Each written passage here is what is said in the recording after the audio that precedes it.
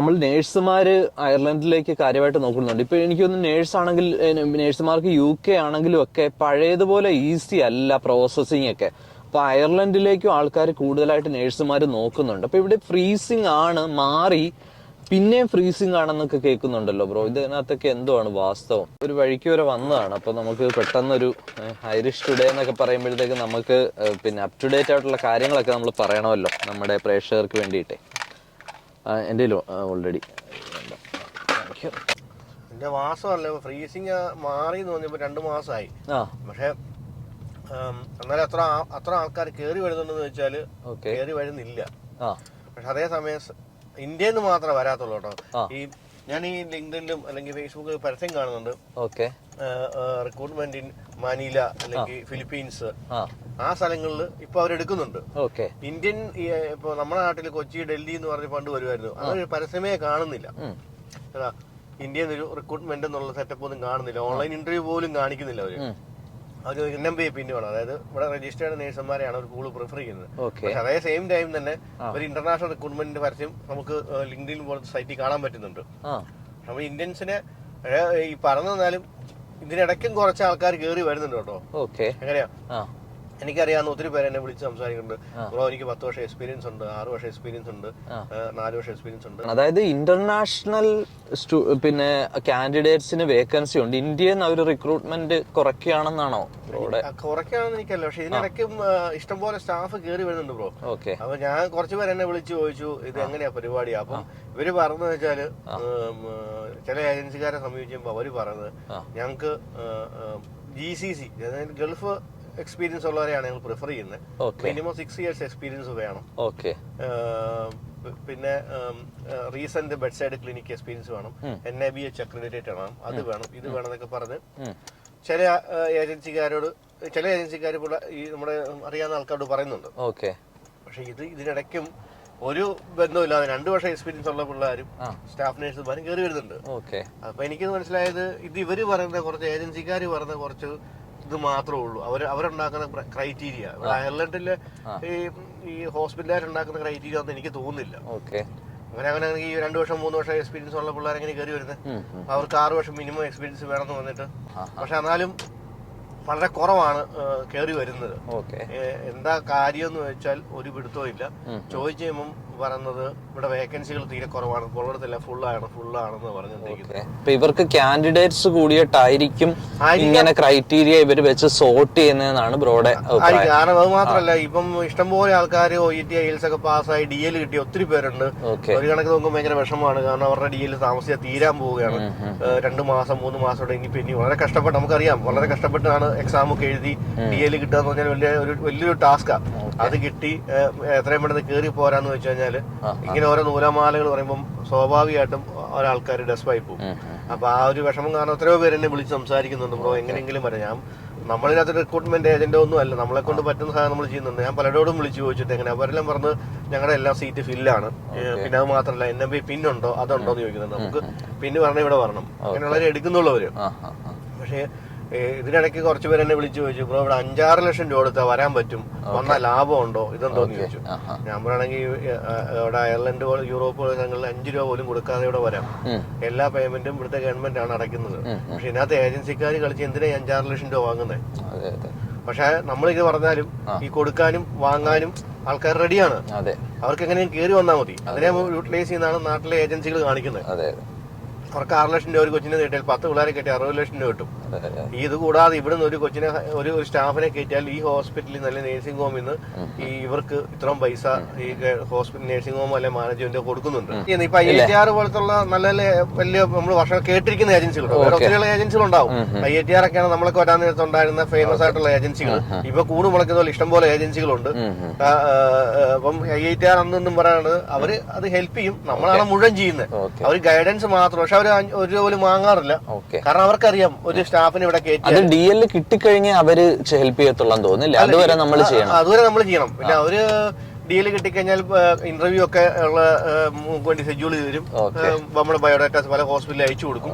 നമുക്ക് വേണ്ടിയുള്ള ഇന്റർവ്യൂ വരെ എല്ലാം അവർ ഹെൽപ്പ് ചെയ്ത് തരും. പോരാനുള്ളവരെ റെഡിയാക്കി തരും. പക്ഷെ വെച്ചാൽ എല്ലാം നമ്മൾ തന്നെയാണ് ചെയ്യുന്നത്. ഒരു സൊല്യൂഷൻ എന്ന് പറയുന്നത് ഒരു സൊല്യൂഷൻ നമുക്കറിയില്ല. നമ്മൾ ഇതിനകത്തിന്റെ ഏജന്റ് അല്ലല്ലോ, നമ്മളൊരു ഏജന്റോ നമ്മൾ റിക്രൂട്ട്മെന്റ് കമ്പനി ഒന്നും അല്ല. നമ്മൾ കേട്ടറിവ് മാത്രമേ പറഞ്ഞുള്ളൂ. അതായത് ഇപ്പൊ റീസെന്റ് ആയിട്ട് ഇരിക്കുന്ന 1000 വിസയോളം അവര് ഇപ്പൊ ഇഷ്യൂ ചെയ്യാൻ പോവാന്ന് പറഞ്ഞിരിക്കുന്നത്. പ്രൈവറ്റ് ആയിട്ടും ഗവൺമെന്റ് HSE ആയിട്ടും ഒരു 1000 വിസ ഇഷ്യൂ ചെയ്യുന്നുണ്ട്. എനിക്കറിയാവുന്ന കുറച്ച് പേര് എന്നെ വിളിച്ചു ചോദിച്ചപ്പം എനിക്കറിയാവുന്ന കുറച്ച് ഇവിടെ ലോക്കലായിട്ടുള്ള ഏജൻസിക്കാരെ വിളിച്ചു കഴിഞ്ഞാൽ അവരുടെ എല്ലാം ഓൾറെഡി അവരുടെ ആപ്ലിക്കൻസ് എല്ലാം ഫില്ലാണ്. ഡയറക്റ്റ് ആപ്ലിക്കേഷൻ കൊടുത്തിരിക്കുകയാണ്. അപ്പൊ അവർക്ക് സ്റ്റാഫിന് ഡയറക്റ്റ് വരാന്നുള്ള രീതിയിൽ വെച്ചിരിക്കുന്നത്. അപ്പൊ ഞാൻ എന്റെ കുറച്ച് ഫ്രണ്ട്സിന്റെ ബയോഡേറ്റ എടുത്ത് പറഞ്ഞു, രക്ഷയില്ല, നമുക്കൊന്നും ചെയ്യാൻ പറ്റില്ല, നമുക്കൊരു ലിമിറ്റഡ് സീറ്റേ ഉള്ളൂ. ഇവർക്കൊന്നും പൈസ വേണ്ട, ഇവരൊക്കെ ഇവിടെ ജെനുവിൻ ആൾക്കാരാണ്, പൈസ ഒന്നും വേണ്ട. ഇതിലേക്ക് എത്താനാണ്. പിന്നെ ഇവര് നമ്മൾ ഇൻ കേസ് ഒരു ഇന്റർവ്യൂ ഒക്കെ വിളിക്കുമ്പോഴാണെങ്കിലും ഏറ്റവും നല്ല സ്മാർട്ടായിട്ട് പെർഫോം ചെയ്യുക ഇല്ലേ? നന്നായി ഇവരുടെ ക്ലിനിക്കൽ എക്സ്പീരിയൻസ് ഫേക്കാന്ന് കണ്ടുപിടിച്ചു. ഏതാ ഇവരുടെ പെർഫോമൻസ് വളരെ മോശമാണെന്ന് പറഞ്ഞിട്ട്. അപ്പൊ ഇവർക്ക് ഈ കമ്പനിയെ ഭയങ്കരമായിട്ട് ബാധിച്ചു. അപ്പൊ ഞാൻ ചോദിച്ചപ്പോ എന്നോട് പറഞ്ഞു, ഇങ്ങനെ എവിക്ക് അത്രയ്ക്കും ഗ്യാരണ്ടി ഉള്ള ആൾക്കാരാണോ എന്നൊക്കെ ചോദിച്ചു. ഞാൻ പറഞ്ഞു എനിക്കിപ്പോ അങ്ങനെ ഗ്യാരണ്ടി പറയാം, എന്നെ പലരും വിളിച്ച് ചോദിക്കുന്നില്ലേ, അപ്പൊ എനിക്ക് ആരും ഗ്യാരണ്ടി പറയാൻ പറ്റില്ല. ഞാൻ എന്നാലും പറഞ്ഞു ഓക്കെ ആണെന്ന് പറഞ്ഞു. വേറൊരു കാര്യം ഇതേ ഉള്ളൂ, ഇവിടെ 2-3 എൻക്വയറി നടത്തി പിള്ളേരുടെ പെർഫോമൻസ് ഭയങ്കര മോശമാണെന്ന് പറഞ്ഞ് 3-4 പേരെ പറഞ്ഞും വിട്ടവര്. അവരെ ജോലി തെറിപ്പിച്ച് കളഞ്ഞവര്, പിന്നമ്പരും കളഞ്ഞ് നാട്ടിൽ കയറി പൊക്കോളാൻ പറഞ്ഞു. നമുക്കത് എന്തൊക്കെയാണ് ഇല്ലേ അവര് പെർഫോം ചെയ്യാൻ എന്തൊക്കെയാണ് നമ്മൾ ബെറ്റർ ആവേണ്ടതെന്നുള്ള ഒരു വീഡിയോ ഇല്ലേ, നമുക്ക് അത് സെപ്പറേറ്റ് ആയിട്ട് നമുക്കത് ചെയ്യാം കേട്ടോ. എന്തൊക്കെയാണ് ഇന്ത്യൻ ചിലര് ഇല്ലേ, ഒരു കുറച്ചു പേര് ആ കാര്യത്തിൽ ഇച്ചിരി പുറകിലാണ്. എന്നാല് ഫിലിപ്പീൻസുകാരൊക്കെ എല്ലാരും ഒരു 99% ആ കാര്യത്തിലൊക്കെ മികവ് പുലർത്തുന്നുണ്ടെന്നുള്ളതും ഒരു കാര്യമാണ്. നമ്മള് നമ്മുടെ പണ്ടത്തെ ഒരു വീഡിയോ തോന്നുന്നുണ്ട്, കമ്മ്യൂണിക്കേഷൻ വളരെ ഇമ്പോർട്ടന്റ് ആണ്. ഒന്നും ചെയ്യാൻ അറിയത്തില്ലെങ്കിലും പറഞ്ഞേക്കാനുള്ള കഴിവുണ്ടല്ലോ, അതൊരു ഇമ്പോർട്ടന്റ് കാര്യമാണ്. നമ്മൾ നല്ല രീതിയിൽ എന്നാ നമ്മൾ ചെയ്യുന്നത് നോക്കുന്നില്ല എന്നുള്ളതല്ല, ഏറ്റവും കാര്യങ്ങൾ ചെയ്യുന്നുണ്ടോന്ന് ഇവർ നോക്കുന്നുണ്ട്. ഇവിടെ ക്വാളിറ്റി ഓഫ് കെയർ ഭയങ്കര മോശമാണെന്നൊരു കംപ്ലൈന്റ് കിട്ടിയതിനു ശേഷമാണ് ഇന്ത്യൻ നഴ്സുമാരെ റിക്രൂട്ട്മെന്റ് വളരെ കുറച്ചായിരുന്നു അവര്. ഇപ്പൊ ഒരാൾ ചെയ്തതിന്റെ പ്രശ്നമായിരിക്കും ബാക്കിയുള്ളവർ അനുഭവിക്കാൻ പോകുന്നത്. എല്ലാരും മോശമാണെന്നല്ല നമ്മൾ പറഞ്ഞത്. അയ്യോ നമ്മളും ഇങ്ങനെയൊക്കെ തന്നെയാ പഠിച്ചും കയറിയൊക്കെ വന്നിരിക്കുന്നു, നമ്മളൊന്നും പറയുന്നില്ല. നമ്മൾ ഇതേ ലെവലിൽ തന്നെ കയറി ഇവിടെ വന്ന് ജോലി ചെയ്ത് ഇവിടെ വന്ന് ജോലി ചെയ്ത് പല രാജ്യക്കാരോട് ജോലി ചെയ്യും പറയാം നമ്മൾ തന്നെയാണ് ബെറ്റർ തന്നെ, നമ്മളുള്ളൂ അത്യാവശ്യം പണിയെടുക്കുന്നത്. പക്ഷെ നമ്മൾ ചെയ്യുന്ന പണി മറ്റുള്ള ഇടാം, നമ്മളിടുന്ന ജോലി പക്ഷെ ഈ കൂടെ വർക്ക് ചെയ്യുന്നേക്കാൾ വളരെ ഫാർ ബെറ്റർ ആയിട്ട് ജോലി ചെയ്യുന്നു, ഹാർഡ് വർക്ക് ചെയ്യുന്നു ഇന്ത്യൻസ്. ബ്രോയെ പലരും വിളിച്ചിട്ട് ഇല്ലേ കരയുന്ന അവസ്ഥ വരെ ഉണ്ടായിട്ടുണ്ട്, കാരണം അവരുടെ അവസ്ഥയാണത്. ഓക്കെ, അപ്പൊ നമുക്ക് സത്യം പറഞ്ഞാൽ പ്രത്യേകിച്ച് സൊല്യൂഷൻ ഒന്നും ഇല്ല. നമ്മൾ ഇന്ത്യൻ നേഴ്സസ് നന്നായിട്ട് ഇപ്പൊ ഒരു ഇന്റർവ്യൂ വരുമ്പോഴൊക്കെ ആണെങ്കിലും പെർഫോം ചെയ്യുക. പക്ഷെ ഒരു ഇന്റർവ്യൂ പോലും കിട്ടാത്തവർ എന്ത് ചെയ്യുമെന്ന് ചോദിച്ചു കഴിഞ്ഞാല് നമുക്ക് പറയാനില്ല. പക്ഷെ ഇതിനിടയ്ക്കും ബ്രോ ഏജൻസികൾ പൈസ വാങ്ങി സ്റ്റാഫിനെ കൊണ്ടിരുന്നുണ്ട്.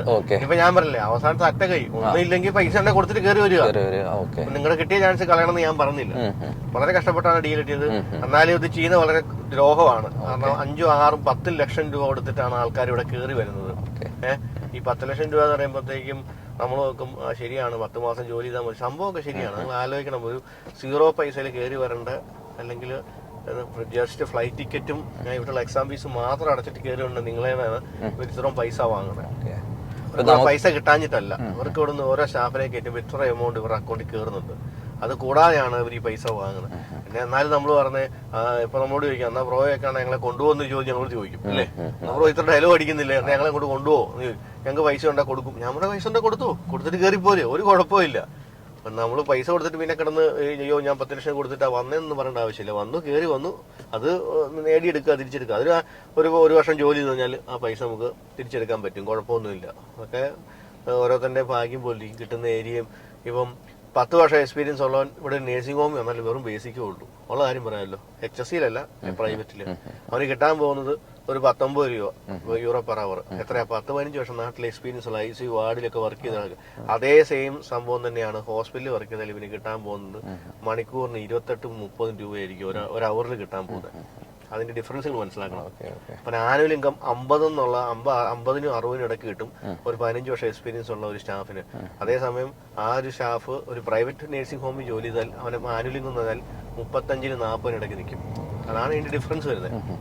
ഇപ്പൊ നമുക്ക് ഈ വിഷയങ്ങളെ പറ്റിയൊക്കെ പ്രത്യേകിച്ച് ഒരു സൊല്യൂഷനായിട്ട് നമുക്ക് പറയാനില്ല, എന്നാലും നമ്മൾ അപ്ഡേറ്റ് ആയിട്ടുള്ള കാര്യങ്ങൾ നമ്മൾ വീഡിയോയിൽ പറയുന്നതായിരിക്കും അല്ലേ? അതെ അതെ. നമ്മൾക്ക് ഇപ്പം ഇതിനകത്ത് സൊല്യൂഷൻ എന്ന് പറഞ്ഞാല് ഇവിടെ ഗവൺമെന്റ് അത്ര ഫ്രീ ആയിട്ട് അല്ലെങ്കിൽ എന്തെങ്കിലും സ്റ്റാർട്ട് ചെയ്യുന്ന പ്രതീക്ഷ നിങ്ങൾ ഇരിക്കുക, നല്ലൊരു ചാൻസ് വരുമ്പോൾ കയറി വരിക, അതുവരെ ട്രൈ ചെയ്യുക, പല പല ഏജൻസികളായിട്ട് മുട്ടുക. വരട്ടെ, നല്ല എല്ലാവരും കയറി വരട്ടെ. നല്ല നിങ്ങളുടെ ഡിഗ്രിയിലൊക്കെ പോകുന്നതിന് മുമ്പ് കയറി വരട്ടെ ഞങ്ങളും ആഗ്രഹിക്കുന്നു. ഇവിടെ സ്റ്റാഫ് ഷോർട്ടേജ് ഉണ്ടെന്ന് വെച്ചാൽ ഷോർട്ടേജ് ഉണ്ട്, ഇഷ്ടം പോലെ സ്റ്റാഫ് ഷോർട്ടേജ്. ഇവിടുന്ന് ഇഷ്ടം പോലെ ആൾക്കാർ ഓസ്ട്രേലിയക്ക് പോകുന്നു, ന്യൂസിലാൻഡ് പോകുന്നു. പിന്നെ ഇവിടെ ഇപ്പം ഒരു വർഷമായിട്ട് റിക്രൂട്ട്മെന്റുകളൊന്നും ഇല്ല. ഇപ്പോൾ ഞാനൊക്കെ വർക്ക് ചെയ്യുന്ന ഹോസ്പിറ്റലാണെന്ന് തന്നെ നല്ല ഷോർട്ടേജാണ്. ഒരു ദിവസം 2 ദിവസം ഒരാൾ സ്റ്റാഫ് ഇല്ലെങ്കിൽ ഉടനെ ഏജൻസി പറഞ്ഞാൽ നമുക്ക് പ്രൈവറ്റ് ആയിട്ട് ചെയ്യുന്ന ഏജൻസികളെ വിളിക്കുകയാണ്, അവർക്ക് ഡബിൾ പേയ്മെന്റ് കൊടുത്താൽ നിൽക്കുന്നത്. അപ്പോൾ അതിനർത്ഥം മനസ്സിലായില്ല, സ്റ്റാഫ് ഇല്ല. സ്റ്റാഫ് ഷോർട്ടേജ് ഇപ്പോഴും ഉണ്ട്, ഇവിടെ സ്റ്റാഫിന് ആവശ്യമുണ്ട്. പക്ഷെ ഇവിടെ ലിമിറ്റഡ് ആയിട്ടാണ് അവർ എടുക്കുകയുള്ളൂ. ഇവിടെ പുതിയ പുതിയ ഹോസ്പിറ്റൽ പണിത് വന്നുകൊണ്ട് ഇഷ്ടം പോലെ 3-4 ഹോസ്പിറ്റൽ പണിതുകൊണ്ട് തീരാറായി. ഒരു ഏറ്റവും വലിയ ഹോസ്പിറ്റൽ റീസെന്റ് ഇപ്പോൾ ഓപ്പൺ ആവും. അത് 2000 ഓക്യുപ്പൻസി ഉള്ള ഹോസ്പിറ്റലാണ്. അപ്പോൾ ഉണ്ട്. പിന്നെ ഇതൊക്കെ ഒരു ടൈമിംഗ് ആണെന്ന് പറയാം. ഇതിനിടയ്ക്ക് പ്രൈവറ്റ് നഴ്സിംഗ് ഹോമിൽ ഇഷ്ടം പോലെ ആൾക്കാർ കയറി വരുന്നുണ്ട്. ഈ ചില ആൾക്കാർ DL എടുത്ത് തരാം, ഞങ്ങളുടെ അടുത്ത് തന്നെ DL തരാൻ പറയും. DL എടുത്ത് തന്നിട്ട് ഞങ്ങൾ തന്നെ ഇന്റർവ്യൂ എടുത്ത് ശരിയാക്കി തരുന്നത്. ഏജൻസിക്കാർ അവസാനം ആകുമ്പോഴത്തേക്കും പ്ലേറ്റ് മറിക്കുന്ന എത്ര ഏജൻസി എന്ന് അറിയുമോ? DL വാങ്ങി അതിന്റെ പേയ്മെന്റ് വാങ്ങി കഴിയുമ്പോൾ ഇന്റർവ്യൂ വിളിക്കും, പറയും ഇപ്പോഴില്ല ഇന്റർവ്യൂ, ഞങ്ങൾ വേറെ കുറച്ച് പേരെ എടുക്കുന്നുള്ളൂ എന്നൊക്കെ പറഞ്ഞ് ചെയ്യുന്ന എത്രയോ ഏജൻസികളുണ്ട് ഇവിടെ. ഇഷ്ടം പോലെ ഏജൻസികൾ ഇപ്പൊ ഇങ്ങനെ ചെയ്യുന്നുണ്ട്. DL വേണ്ടി ഒരു പേയ്മെന്റ് അങ്ങ് വാങ്ങും. അപ്പൊ ഞങ്ങളുടെ വഴി മാത്രം DL എടുത്തവരെ മാത്രമേ ഞങ്ങൾ ഇന്റർവ്യൂ എടുക്കുകയുള്ളൂ എന്ന് പറയുന്ന ഏജൻസികളും ഉണ്ട് ഇവിടെ. നമ്മള് അങ്ങനെ ആരും ഡിപ്പെൻഡ് ചെയ്യേണ്ട ആവശ്യമൊന്നുമില്ല. നിങ്ങൾ എവിടെ കയറി വരാൻ പറ്റുക, ഒന്നും ഇല്ലെങ്കിൽ ഞാൻ പറഞ്ഞ പോലെ പൈസ കൊടുക്കാൻ ബില്ലിങ്ങനെ കയറി പോരുക. പിന്നെ കൊടുത്തിട്ട് പിന്നെ ഇവിടെ തിരിച്ചു തരണമെന്നോ റീഫണ്ട് ചെയ്യണമെന്നോ പറഞ്ഞിട്ട് യാതൊരു കാര്യമില്ല. ഇപ്പോഴും ഞാൻ പറഞ്ഞത് 5 പൈസ പോലും കൊടുക്കാതെയാണ് ജസ്റ്റ് ഫ്ലൈറ്റ് ടിക്കറ്റും ഇവിടെയുള്ള മെഡിക്കലിന്റെ നമ്മളെ പേയ്മെന്റും എക്സാം ഫീസും, അതായത് ആപ്റ്റിറ്റ്യൂഡ് എന്നുള്ള എക്സാം ഫീസും അഡാപ്റ്റേഷനുള്ള ചെലവ്, അതൊക്കെ മാത്രമേ ഉള്ളൂ നോർമലി ഒരാൾക്കുള്ള ചെലവ്. വിസ എടുക്കാനുള്ള ചെലവ്, ഫ്ലൈറ്റ് ടിക്കറ്റ്, മെഡിക്കൽ കാര്യങ്ങൾ എല്ലാം കൂട്ടി ഒരു 2-3 ലക്ഷം രൂപ ചെലവ് ഉള്ളൂ ഒരാൾക്ക്. അതെല്ലാം റീഫണ്ടബിൾ ആണ്. വൺസ് എക്സാം പാസ്സായാൽ ഈ എമൗണ്ട്, അടച്ച എമൗണ്ട് ഇൻക്ലൂഡിങ് ഫ്ലൈറ്റ് ടിക്കറ്റ് ഉൾപ്പെടെ, ചിലപ്പോൾ ചില ഹോസ്പിറ്റലുകാർ OET അല്ലെങ്കിൽ IELTS എഴുതിയ പേയ്മെന്റ് വരെ തിരിച്ചു തരുന്ന ഉണ്ട്. ഇതെല്ലാം മറച്ചു വെച്ചിട്ടാണ് ഏജൻസിക്കാർ പറഞ്ഞത് ഇതൊന്നും നിങ്ങൾ തരാൻ റീഫണ്ടബിൾ അല്ല, നിങ്ങൾക്ക് വേണമെങ്കിൽ 5 ലക്ഷം രൂപ അല്ലെ 10 ലക്ഷം രൂപ വന്നാൽ ഞങ്ങൾ ജോലി വാങ്ങിത്തരാമെന്ന്. അപ്പോൾ അവർക്ക് വേക്കൻസി ഉണ്ടല്ലോ, ഒരു വേക്കൻസി ഉണ്ടായിട്ടാണല്ലോ അവർ അങ്ങനെ ഇങ്ങനത്തെ വർത്താനം പറഞ്ഞത്. നോക്കുക, നമുക്കതേ പറയാനുള്ളൂ. നടക്കുന്ന ഇപ്പോഴത്തെ കറണ്ട് സിറ്റുവേഷൻ പറഞ്ഞതേ. പക്ഷെ ഇതിനൊരു മാറ്റം ഉണ്ടാകുമെന്ന് ഞങ്ങളും പ്രതീക്ഷിക്കുന്നു. എല്ലാവർക്കും ഓരോ ഓപ്പണിംഗ് കിട്ടും. പക്ഷെ DL തീരാൻ പോകുന്ന ഒരു ചാൻസും ഇല്ലെങ്കിൽ എങ്ങനെയും കയറി വരിക. ഇനിയിപ്പോൾ DL ഉള്ളവർ വെയിറ്റ് ചെയ്യുക, എപ്പോഴെങ്കിലും നല്ലൊരു ശുഭപ്രതീക്ഷ അല്ലേ, അത് മാത്രം തരിക. ഞങ്ങളും ഐറിഷ് ടുഡേ ഞങ്ങളെ കൊണ്ട് വരും, അത് വിഷ് ചെയ്യുന്നു. ഞങ്ങൾ ഈ വീഡിയോ ചെയ്ത് കഴിഞ്ഞ് എനിക്കൊരു സുഹൃത്ത് അയച്ച ഒരു വോയിസ് മെസ്സേജിൽ നിന്ന് എനിക്ക് മനസ്സിലായത്, റീസെൻ്റായിട്ട് IITRൽ അവർ മെയിൽ അയച്ചു. അവർ മെയിൽ അയച്ചപ്പോൾ അവർക്ക് റിപ്ലൈ വന്നത് NABH അല്ലെങ്കിൽ JC അക്രഡിറ്റഡ് ആയിട്ടുള്ള ഒരു ഹോസ്പിറ്റലിൽ 3 വർഷമെങ്കിലും അടുപ്പിച്ച് ഉള്ള എക്സ്പീരിയൻസ്, ഗ്യാപ്പില്ലാതെയുള്ള എക്സ്പീരിയൻസ് ഉള്ള ഒരു ആളായിരിക്കണം.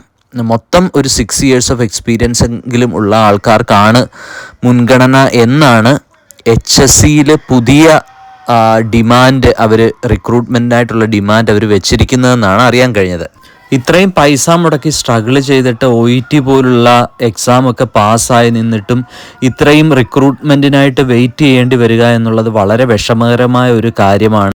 OET പാസ്സാകുന്നത് വരെ എത്തിയിട്ടുണ്ടെങ്കിൽ തീർച്ചയായിട്ടും നിങ്ങൾ കഴിവുള്ളവരാണ്. ധൈര്യം കൈവിടാതിരിക്കുക. 100% പരിശ്രമവും നിരന്തരമായ ഫോളോ അപ്പും തുടർന്നുകൊണ്ടേയിരിക്കുക. കിട്ടുന്ന ഇൻ്റർവ്യൂ നല്ലതായിട്ട് പ്രിപ്പയർ ചെയ്ത് സ്മാർട്ടായിട്ട് അറ്റംപ്റ്റ് ചെയ്യുക. യൂറോപ്പിൽ നിന്ന് നമ്മളെ ഇൻ്റർവ്യൂ ചെയ്യുന്നവർ നമുക്കറിയാം, പൊതുവേ അവർ കുറച്ച് എക്സ്പ്രസീവ് ആയിരിക്കും.